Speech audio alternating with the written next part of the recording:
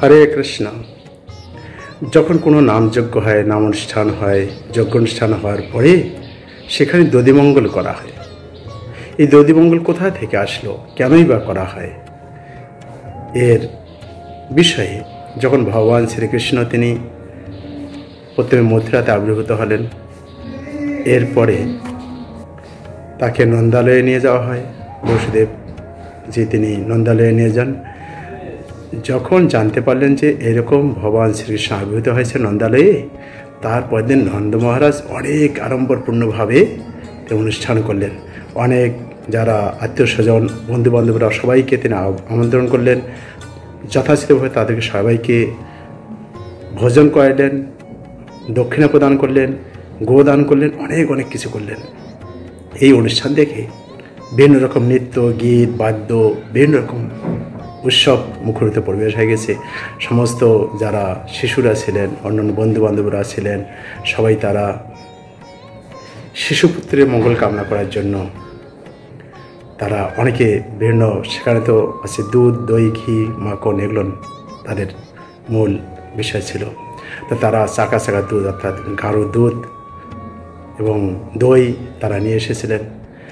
আনন্দে উদ্দোলিত হয়ে দই দিয়ে ছুটছেন একে অপরকে। আর এত তারা আনন্দ পেয়েছেন, যখন এইভাবে দই ছুটছেন তারা আরও আনন্দ মুখরিত হয়ে গেছেন। এবং এই অর্থাৎ যাতে কৃষ্ণের মঙ্গল হয়, মঙ্গল কামনায় তারা এই উৎসব অনুষ্ঠান করছিলেন। আমরা জানি যে ভগবান শ্রীকৃষ্ণ যখন আবির্ভূত হয়েছেন, সমস্ত গোপবাসীগণ তারা এই প্রোগ্রামে অংশগ্রহণ করছিলেন। এবং যেহেতু তারা দই নিয়ে এই অনুষ্ঠানটি করছিলেন, দই ছড়াছড়ি করছিলেন, এটা হচ্ছে দধিমঙ্গল উৎসব করা হয়েছিল। তো বর্তমান সমাজে অনেকে নাম যজ্ঞ করা হয়, যদি আগের মতো এত গোমাতার কদর করা হয় না। গাভীর যে দুধ বা দধি সেরকম পাওয়া যায় না। এই জন্য অনেকে কী করেন, দুধ জল বা দই জল মিশিয়ে, একটু হলুদ মিশিয়ে সেখানে নামযজ্ঞের মধ্যে দিয়ে দেন। এবং অনেকে গড়াগড়ি প্রদান করে।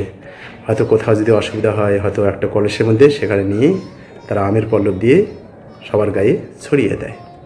তো এই দধিমঙ্গল উৎসব যেহেতু ভগবান আবির্ভূত হয়েছেন, ভগবানেরকে তার প্রীতি কামনার্থে এই দধিমঙ্গল উৎসব করা হয়।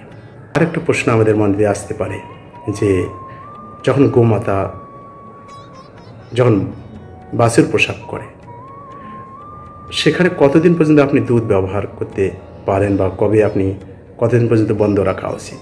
অনেকের প্রশ্ন করেন যে আমাদের বাড়িতে এরকম গোবর্ষ হয়েছে, বাছুর হয়েছে, তো কবে থেকে আমরা ভগবানকে দুধ অর্পণ করতে পারি? এই বিষয়ে অনেকে 21 দিন পর্যন্ত বন্ধ রাখে।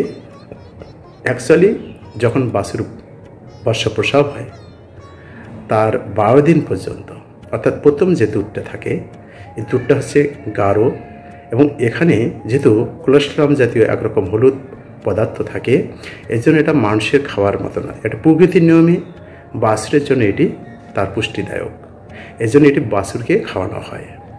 এবং যখন কমপক্ষে 12 দিন পর আপনি সেটি ভগবানকে সুন্দর করে, গোমাতাকে পরিষ্কার করে স্নান করিয়ে তারপর পূজা করে তারপর আপনি দুধ দহন করে তখন আপনি ভগবানকে ভোগ অর্পণ করতে পারেন। তাহলে 12 দিন, কমপক্ষে 12 দিন পর্যন্ত আপনাকে অপেক্ষা করতে হবে, ঠিক আছে? তারপর আপনি শুদ্ধ করে তারপর আপনি ভগবানকে ভোগ অর্পণ করতে পারেন। হরে কৃষ্ণ।